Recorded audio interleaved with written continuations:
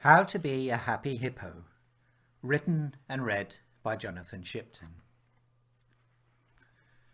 There was something wrong with Horace. He had everything a small hippo could possibly need: mountains of food, lots of things to play with, and plenty of mud. But Horace wasn't a happy hippo. There was something missing from his life. But he wouldn't tell his sister what it was.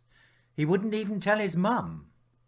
And as for his dad, well, you would have to catch Horace's dad first. He always had someone to meet or somewhere else to go. So Horace didn't get to see him much. Sometimes Horace heard his dad.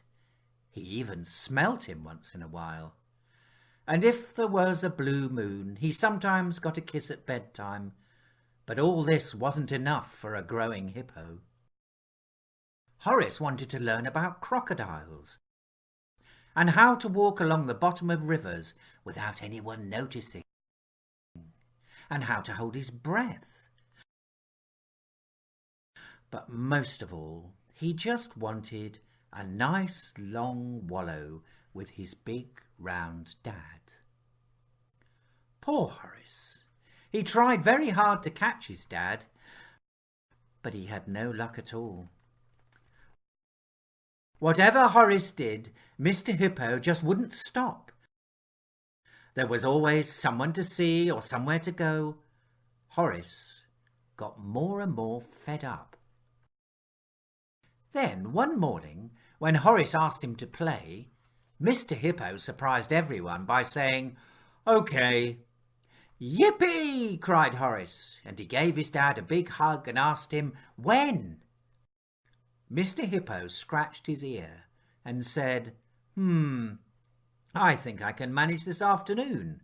And then he rushed off to work. Horace was so excited he nearly burst.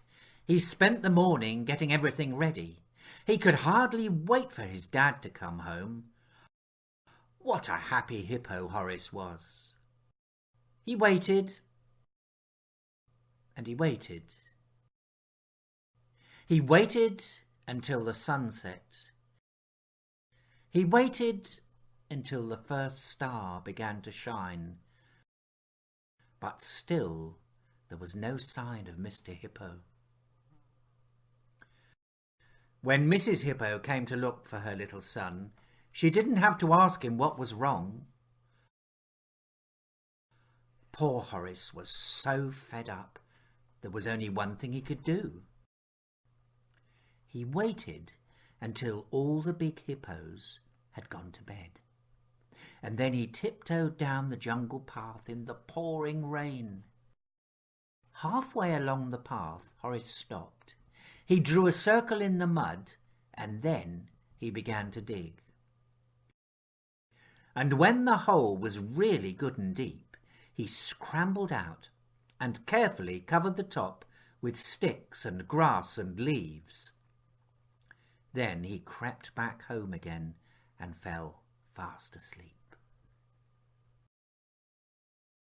The next morning began with a loud crash. All the hippos rushed out, but Horace was the quickest. In fact, he was a little too quick. Before you could say, "Help, heavy hippopotamus," Horace had fallen into his own hippo trap, right on top of his big round dad. Mr. Hippo looked at Horace, and Horace looked at Mr. Hippo. Mr. Hippo rubbed the dirt from his eyes and snorted. And then he burst out laughing. He laughed and laughed and laughed. He picked up a great big lump of sticky mud and threw it at Horace.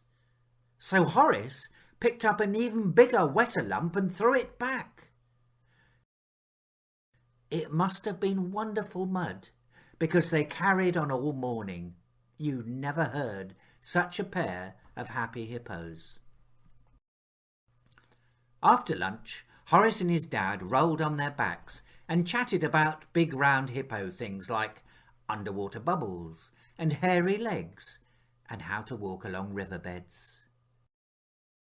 And then they did everything all over again, until the moon rose and the first star came out.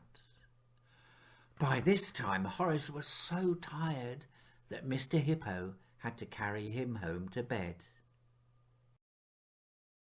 As he was tucking Horace in, the little hippo opened one sleepy eye and smiled at his big round dad. "I can't wait till tomorrow," he whispered. "Neither can I," whispered Mr. Hippo back.